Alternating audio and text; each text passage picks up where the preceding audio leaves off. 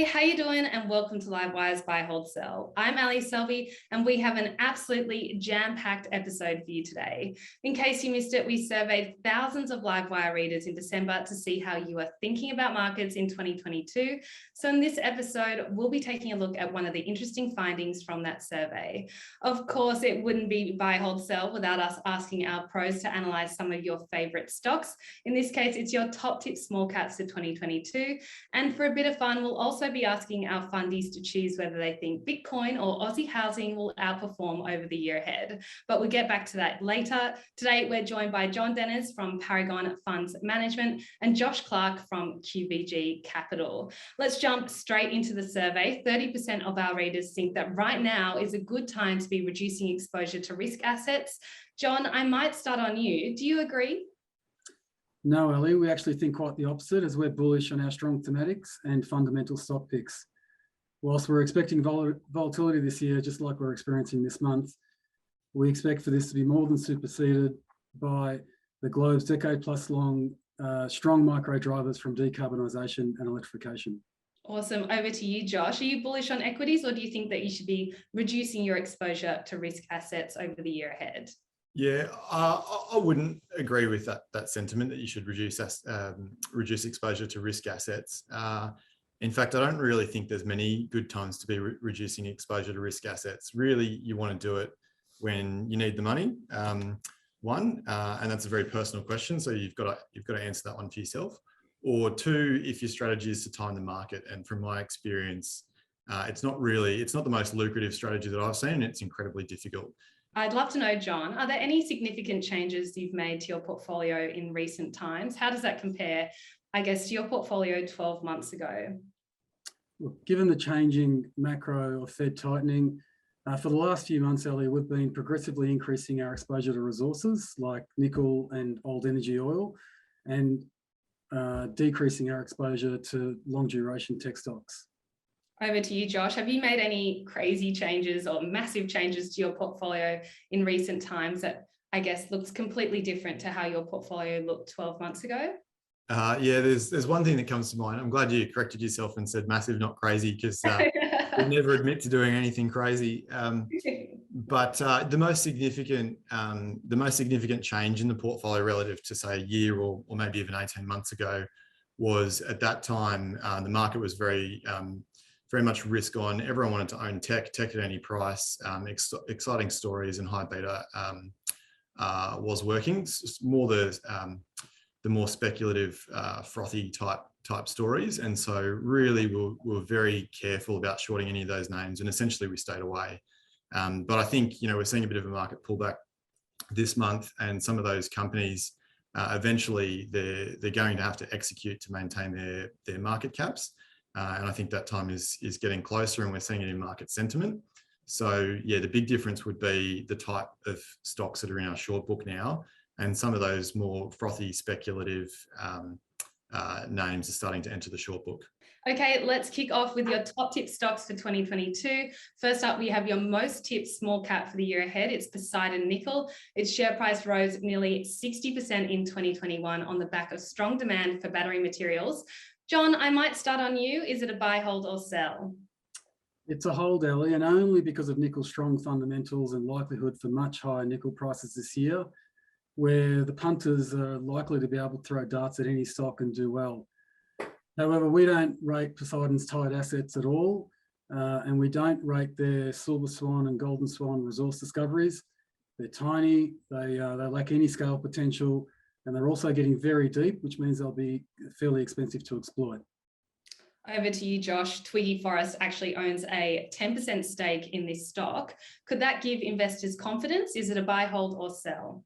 Yeah, it potentially could. I think Twiggy owns some cows, so I wouldn't recommend that everyone runs out and buys cows. Okay. Back to Poseidon.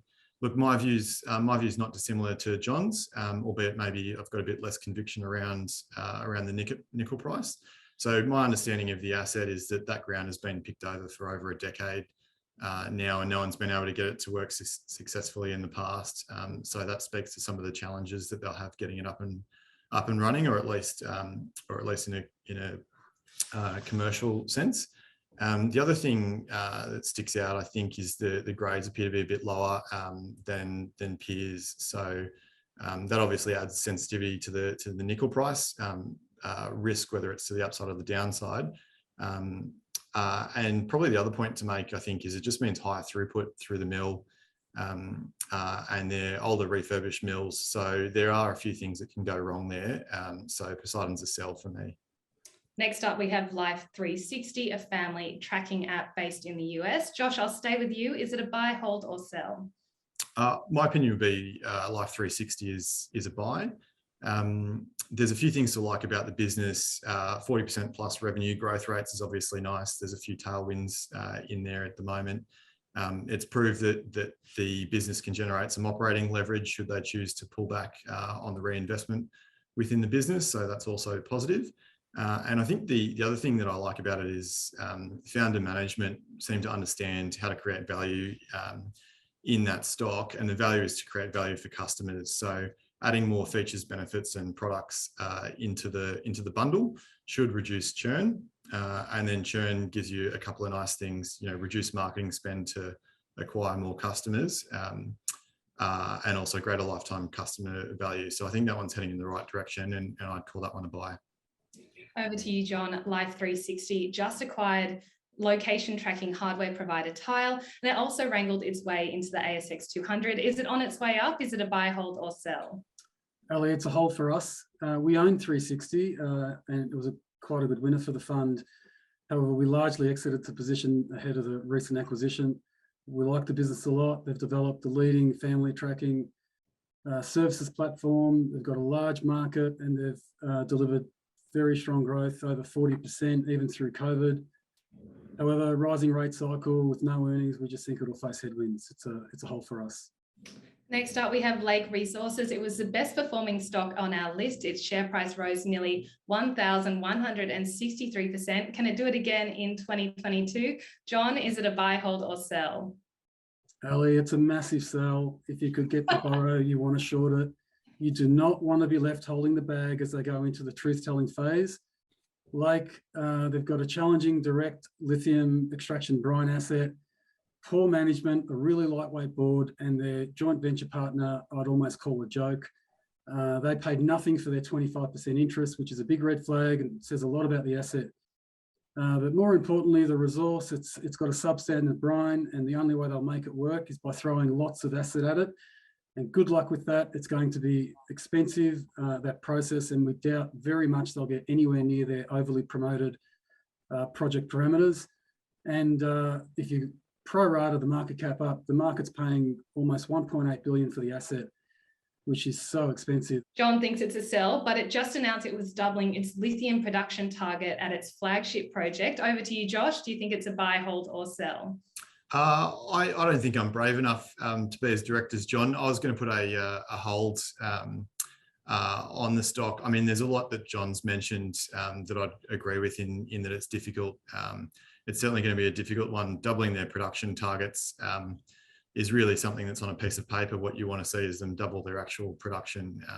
That's night and day. The reason a hold as opposed to being a bit more negative on it is really it is a play on direct lithium extraction, which hasn't been done before. It makes them a pioneer, and there is a risk that saying is true, that pioneers die with arrows in their back. But my understanding of their partner that is Lilac, that's helping them with the technology side of the equation, is that they do have some IP there. They do have some legitimate backers, like the energy vehicle for Bill Gates, BMW, SK Materials, and there is a material probability that they could make it work. So yeah, on that balance, I think the stock's a hold. Okay, next up we have Calyx, which is a sustainable material processing player. It saw its share price skyrocket 546% in 2021. Josh, staying on you, is it a buy, hold, or sell? I think Calyx is a sell. I'd love to see this being the next Australian success story. That said, I think there's a few risks in there that you're not necessarily getting compensated for. Obviously, it's very early stage, so not only do they not have revenue yet, but they don't quite have that that product's developed fully yet. So essentially, it's an early stage science experiment. Over to you, John. Calyx, is it a buy, hold, or sell? I get Josh's science experiment type comment. It's something I usually say about other rubbish stocks, but yeah, I don't agree here. I think it's a buy. It's one of very few ways to gain pure play exposure to the decarbonisation theme. The growth pipeline is enormous, and it's only strengthening with the carbon price breaking all-time highs of over 80 euros a tonne. The carbon mitigation tech actually works, so I wouldn't call it a science project anymore. And the other thing that I'm cautious of ordinarily is whether they can scale it up, and it looks like that they'll be able to do that. Next up, we have Vulcan Energy, which recently made headlines after it was the subject of a short seller report. John, I'll stay on you. Is it a buy, hold, or sell? Yeah, that short report, Ali, was pretty lightweight and lacked substance. In any case, it's a hold for us, and purely due to lithium's bull market strength. Hats off to Francis Wedden, the MD. He's taken this from nothing, like a 5 million market cap, to I think it's now about 1.4 billion fully diluted. But for us, on a price to fully funded, call it fully diluted, unrisked NPV of around a half, it's hard to see it doing much better than that, given they do have an unconventional flow sheet, and they're entering the riskiest part of the project's life cycle. So it's a hold for us. Its share price soared around 275% last year, despite reporting a loss of 10 million in FY21. Josh, over to you. Is it a buy, hold, or sell? Yeah, I'd echo some of John's sentiment. I think Vulcan's a sell. It's certainly entering the high risk phase, and just the amount of complications that you can potentially encounter in a project like this really add up. And I don't think you're being adequately compensated. So yeah, one, it's direct lithium extraction. As we've talked about, it's never been done before. Then you're adding the complication of geothermal into that, in what's not necessarily new tech that they've built, but an existing asset that they've acquired. Yeah, I think the asset is loosely defined, and yeah, that's before you start thinking about some basics like environmental and other regulatory approvals in what is a pretty meaningfully populated and beautiful part of Europe. So I just think the execution is going to be a lot more complicated than what a presentation might suggest. And for that reason, I think it's a sell. Let's move on to Aussie Broadband now. It listed in October 2020 and it's performed exceptionally well since then. Josh, staying on you, is it a buy, hold, or sell? I think Aussie Broadband is a buy. It's an internet service provider, as most people would know. It's an incredibly competitive industry. I think there's something like 100 providers. But despite that, they've been able to differentiate themselves essentially through operational excellence, and catch some of the competitors napping, which has been really impressive, speaks to the motivation and quality of the team. There's a lot of earnings coming through in the next 2 years that justifies the current valuation. And then I think you've also got a longer term journey where they're transitioning it to a higher quality business, bringing higher value business and SME customers into the mix that are also lower churn, and also owning some physical infrastructure at high rates of return on that capital. Late last year, it acquired Over the Wire for 390 million. How's that set to transform this telecom player? John, over to you. Is it a buy, hold, or sell? It's a hold for us, Ellie. The recent Over the Wire acquisition was sizable, and so we'd like to see the two businesses successfully integrated. Basically want to see the synergies realised, and keeping it simple, we want to see 1 + 1 = 3. So until then, it's a hold for us. Next up, we have EML Payments. It's the only stock to make a return to your top tip small cap list this year. John, staying on you, is it a buy, hold, or sell? It's a hold, Ellie. We need to see the regulatory issues with the Central Bank of Ireland definitively resolved. We do rate the stock though. Its share price is a long way off its pre-COVID highs. And for EML, unlike many of its tech peers, it's actually a beneficiary of rising rates. So it's a hold for now. As John mentioned there, its share price suffered during 2021. It fell around 24%. Josh, over to you. Is it a buy, hold, or sell?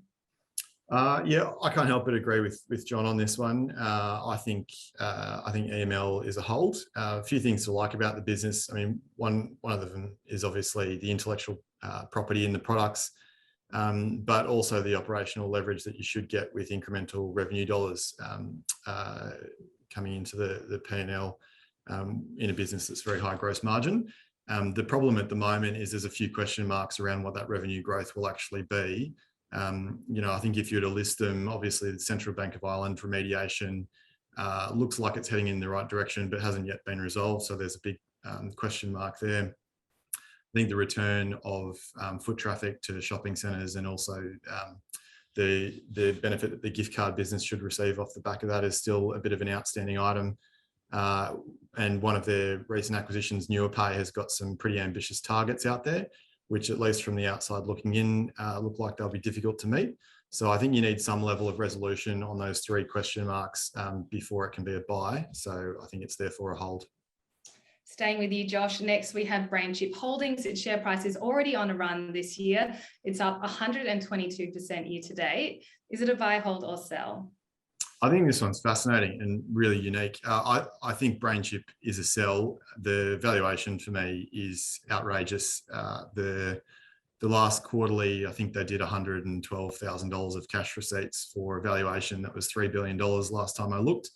I mean, they've got some revenue coming their way with a deal that's come across the table for them, a bit over $2 million revenue coming their way, but that just goes, doesn't put a dent in the $3 billion market cap in any sense. And the other quick interesting anecdote that I'll slip in is I had a look on YouTube at some videos on BrainChip, and the ones that are talking about the stock were getting views of 10,000, 20,000 views. And the ones that were actually talking about the underlying technology and its uses, they were getting views of around 500. So I think the stock price has a lot more excitement in it than the underlying technology at this point. So sell. It actually finally bagged a new CEO, and it recently announced a deal with Mercedes. Over to you, John. Is it a buy, hold or sell? No, I'm with Josh here. It's a big sell indeed. It's been on a tear, and well done to anyone that's made money in it. But as Josh said, at a 3 billion market cap, no revenue, high cash burn, it's defying gravity. Staying with you, John. Next, we have automotive and property marketplace business, Frontier Digital Ventures. Is it a buy, hold or sell?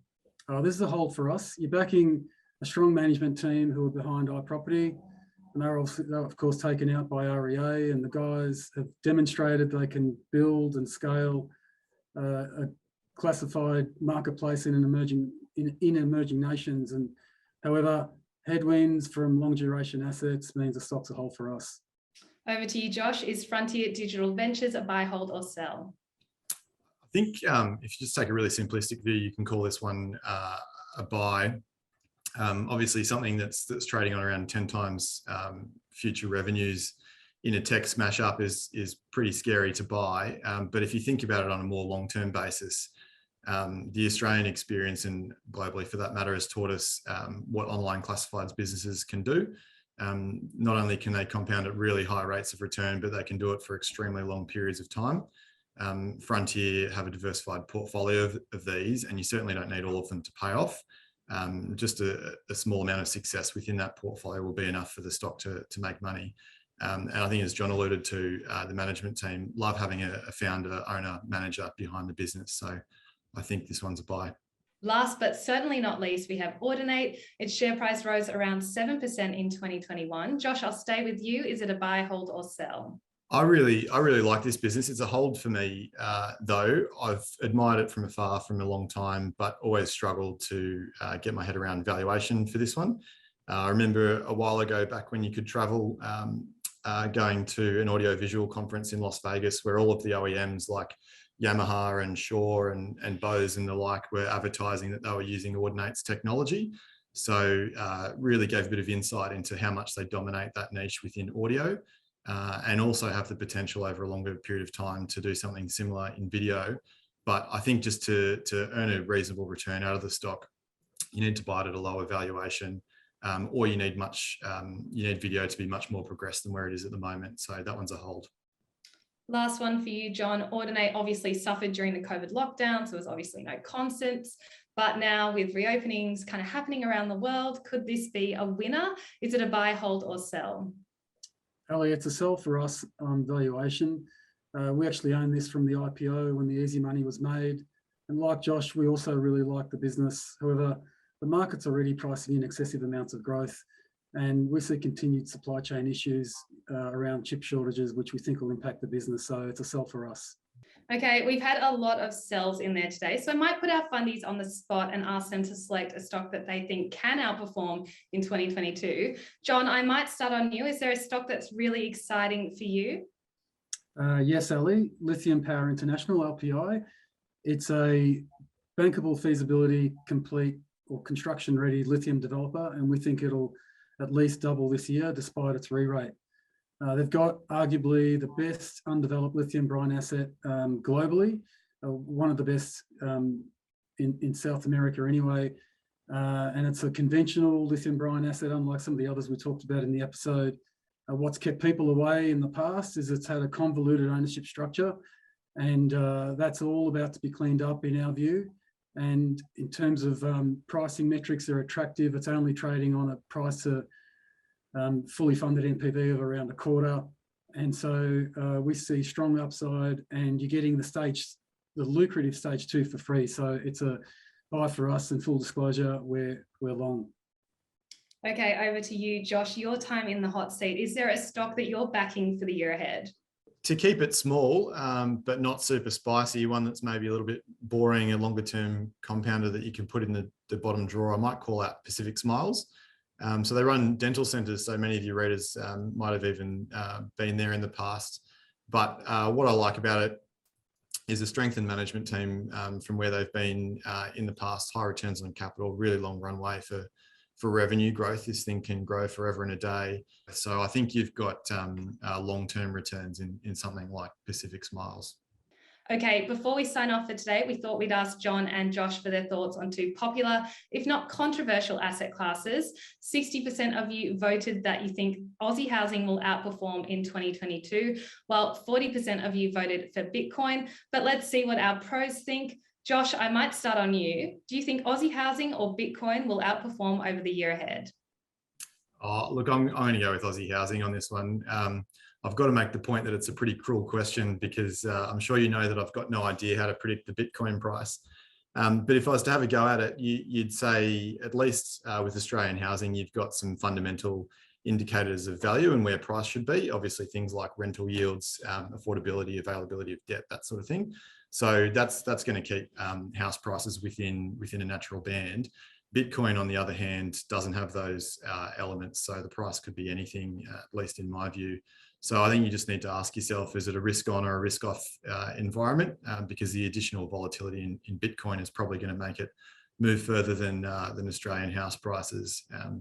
And yeah, I think over the next year, if anything, a bit of heat is going to come out of it. So I'll bet on the bricks and mortar.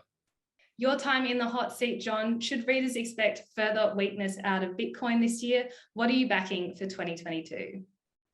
As you say, Ali, it's still viewed as controversial, but we believe it'll be Bitcoin. And that's knowing that it's down over 20% this month and starting on the back foot. And that's because we see Bitcoin as digital gold, i.e. a store of wealth, and we're constructive on gold's outlook. And as for Aussie housing, it's had a massive run, and it's a bit hard to see that repeating near term. So comfortably calling Bitcoin as the winner. Well, that's all we have time for today. Thank you to John and Josh for your analysis. I hope you enjoyed that episode of Buy, Hold, Sell as much as I did. If so, why not give it a like? Remember to subscribe to our YouTube channel. We're adding new content every week. And I hope everyone had a lovely holiday period and kept as safe and well as possible. Here's to an even better 2022.